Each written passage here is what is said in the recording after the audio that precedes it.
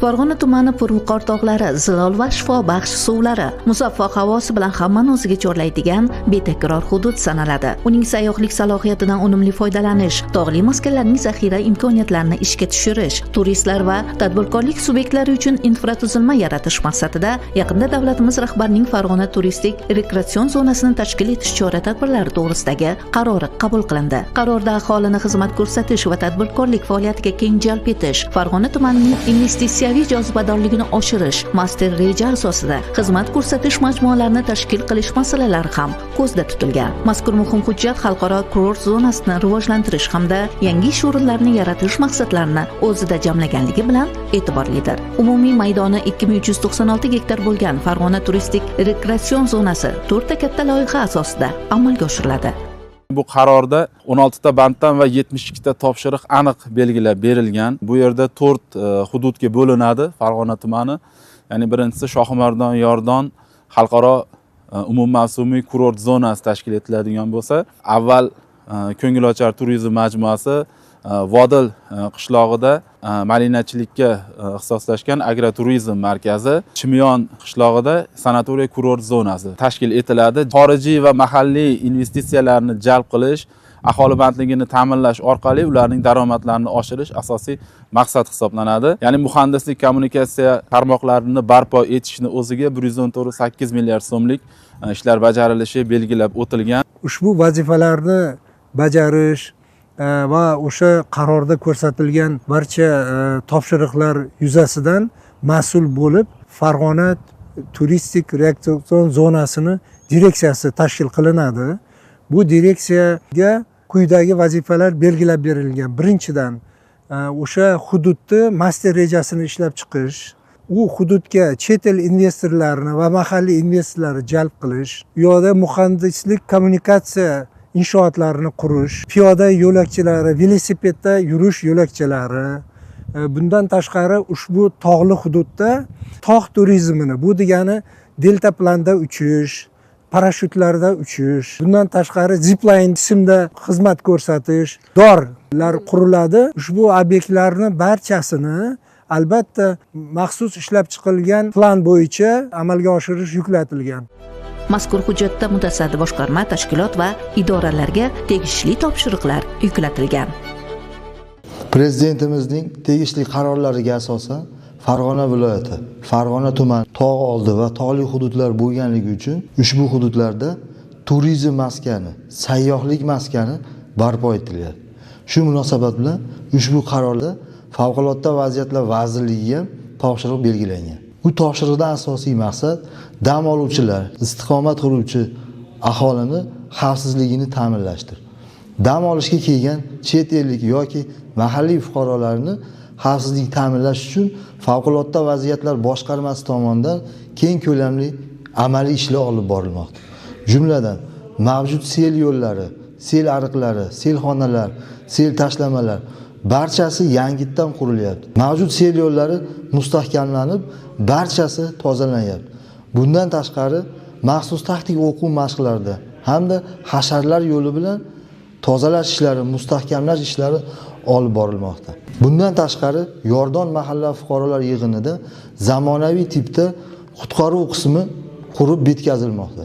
Ushbu qutqaruv qismi zamonaviy maxsus texnikalar, maxsus asbob anjomlar hamda qutqaruv avtomobillari bilan jihozlanmoqda.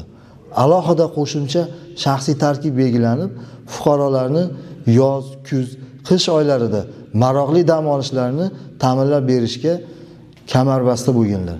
Mazkur qaror istiqomat qiluvchi aholining chet ellik yoki mahalliy mehmonlarni tashrif buyurgan sayyohlarning sog'ligi, xavfsizligini ta'minlash uchun muhim hisoblanadi. Bugungi kunda Farg'ona tumanida joylashgan Chimyon, Shohimardon zonasi nafaqat viloyatda, balki butun Farg'ona vodiysining eng nufuzli dam olish va sog'lomlashtirish hududlaridan biri hisoblanadi. Ayniqsa muhtaram yurtboshimiz 2026-yil 12-yanvarda qabul qilingan 5-sonli qarori ushbu hudud rivojida yangi bosqichni boshlab berdi. Ayni paytda mazkur hududlarda aholi va turistlar xavfsizligini ta'minlash, yo'l harakati hamda jamoat tartibini saqlash bo'yicha ichki ishlar organlari xodimlari tomonidan bir qator chora-tadbirlar bilan amalga oshirilmoqda.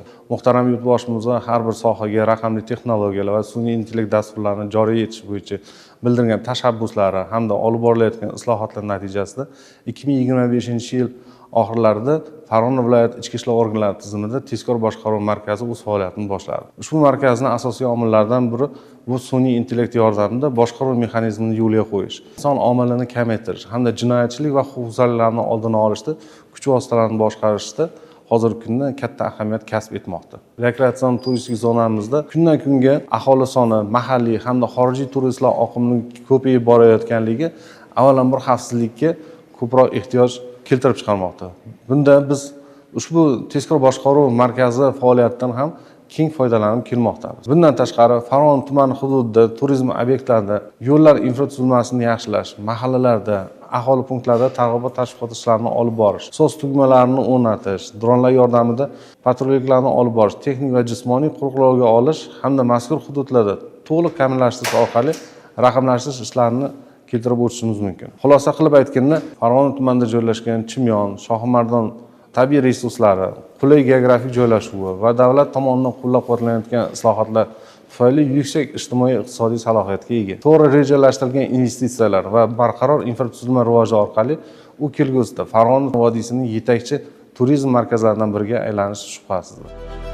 Qarorda Shohimardon Yordon umummavsumiy xalqaro kurort zonasini tashkil etish bo'yicha alohida vazifalar belgilab qo'yilgan. Darhaqiqat Shohimardon mahalliy va xorijiy sayyohlarni o'ziga qanchalik jalb qilsa, uni jahon standartlari asosida xalqaro kurort zonasiga aylantirish muhim masala edi.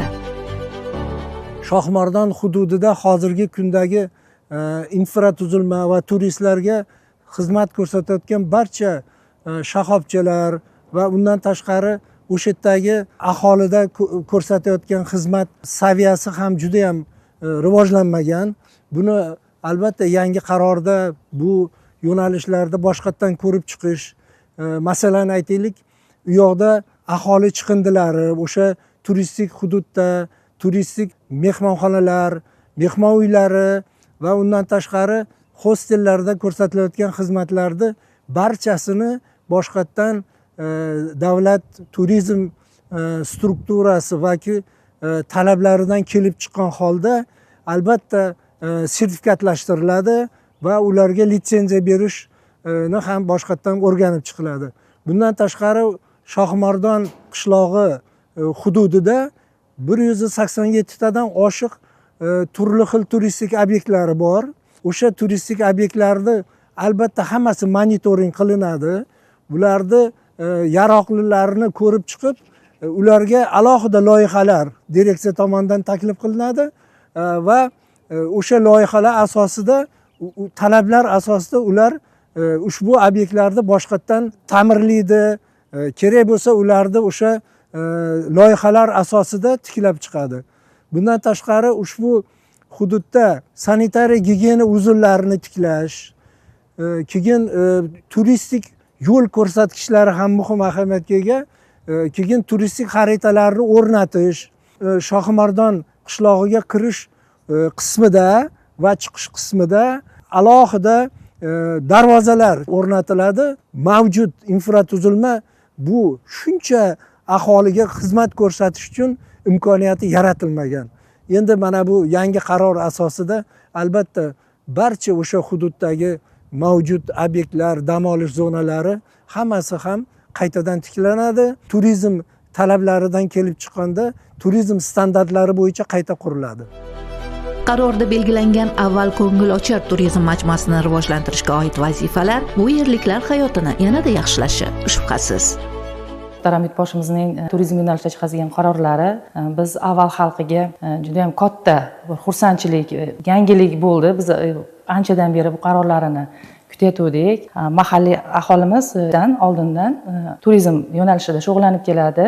Endi shu qo'lbola so'rilar, o'zlari bilganlaricha mehmonlarni doim kutib, qabul qilib, mehmon qilishgan. Ichki turizm o'zimizning mahalliy, mana shu Andijon, Namangan viloyatlaridan mehmonlar keladi. Qirg'iziston, Tojikiston davlatlaridan mehmonlar doim tashrif buyurishgan. Qarorda bizga xursandchilik olib kelgani, albatta bizning infratuzilmalarimiz yangilanadi, yaxshilanadi. Avval ko'ngilochar turizm majmuasi 137 gektarni tashkil qiladi. 16 kilometr oqova va suv tarmoqlari tortiladi. Nasos suv haydash stansiyasi quriladi. Bu yaxshi bir rivojlanishlar turibdi. Muhtaram yurtboshimiz Farg'ona tumanini turizm salohiyatini yaxshi bilganlari uchun qarorlarida aniq qilinadigan vazifalarni belgilab ko'rsatib qo'yganlar. Avval va Mozortay mahalla fuqarolar yig'inlariga 4 kilometrlik kanalizatsiya tortilishi. Bu juda ham quvonarli holat. Xorijiy turistlarning kelishiga bu juda ham kerakli, o'zimiz mahalliy aholiga ham juda ham kerakli. Bu bilan biz ancha muammolardan forig' bo'lamiz. Yangi transformatorlarning o'rnatilishi bizni elektr ta'minotimizni uzluksiz, sifatli bo'lishiga ham juda ham katta ahamiyati bor. Avvalga olib keladigan yangi yo'llar va piyodalar yo'laklari quriladi. Zamonaviy tungi yoritgichlar bo'ladi. Bu nima degani? Nafaqat mahalliy aholimiz turistlarini yurishi uchun, balki xorijiy turistlarni bemalol mustaqil yo'laklardan yurib, bemalol turizm hududida joylashgan oilaviy mehmonxonasi bo'ladimi, hostel bo'ladimi, bemalol borish uchun yaratilgan sharoitlarga qaratilgan hammasi. Biz bundan juda ham mamnunmiz. Xotin-qizlarimizga mana shu yilda boshlanadi, yangi ish o'rinlari yaratiladi. Ularda ish bilan ta'minlanishi, bandligi ta'minlanishi, daromadga ega bo'lishlariga bizga katta imkoniyat yaratildi. Tadbirkorlik subyektlarini rivojlantirishga, yangi ish o'rinlarini yaratishga katta imkoniyat beradi. Bu juda ham muhim ish, juda ham muhim islohot deb o'ylayman. Bizda 1000 ga yaqin buloqlar bor. Xonadonlarda buloqlar bor, oqayotgan soylarimiz bor. Hamon ham ulardan foydalanishadi. Bu salohiyatni yana ham buni tadbirkorlikka, biznesga bemalol aylantirish imkoniyatiga ega bo'ldik. Avval turizm ko'ngilochar majmuasi avval xalq uchun, biz avvalilar uchun juda ham katta bir xursandchilik bo'ldi, yangilik bo'ldi. Ziyoratgohlarimizga mehmonlarning oqimi yana ham ko'payadi. Albatta bu xorijiy mamlakatlarga yanada qiziqishlar uyg'otadi. Nafaqat avval xalq nomidan, balki butun Farg'ona tumani xalqi nomidan yurtboshimizga katta minnatdorchiligimizni bildiramiz. Bunaqa imkoniyatlarni bergani uchun. Sog' bo'lsin, salomat bo'lsin, doimo bizga bosh bo'lsin. Avval qishlog'ini oladigan bo'lsak, masalan, o'sha ko'ngilochar majmua tashkil etish uchun 4 kilometr uzunlikdagi kanalizatsiya tarmog'ini tortish, uni barpo etish tashkil etilgan. Yana bir e'tiborli tomoni shundaki, mana shu turistik rekreatsion zona hududida jami qiymati 4,1 trillion so'mlik bo'lgan 48 ta investitsiya loyihalarini manzilli dasturlari ishlab chiqilgan va bu yerda o'sha xorijiy investorlar, mahalliy investorlar ishtirokida jami 48 ta loyihani amalga oshirish natijasida 2500 nafar yangi ish o'rinlari yaratilishi ko'zda tutilgan. Va albatta aholini hayotini, ya'ni ularni daromadlarini, yashash sharoitini oshirishga xizmat qiladi va bular natijasida birgina Farg'ona tumanini o'ziga tashrif buyuruvchi sayyohlarni qarorda belgilangan vazifalarni ijrosini ta'minlagan holda, agar hammasi ijrosi ta'minlanganda 1 million nafar sayyohlarni jalb qilish imkoniga ega bo'lamiz va turizm eksport hajmi 300 million dollarga yetkazishni reja qilganmiz. Ushbu qaror ijrosi bilan Farg'ona tumani yanada go'zallashadi, dunyo ahlini va mamlakatimiz kishilarini o'z bag'riga chorlayveradi va eng muhimi aholi bandligi ta'minlanib, yurtdoshlarimiz daromadlari ortadi.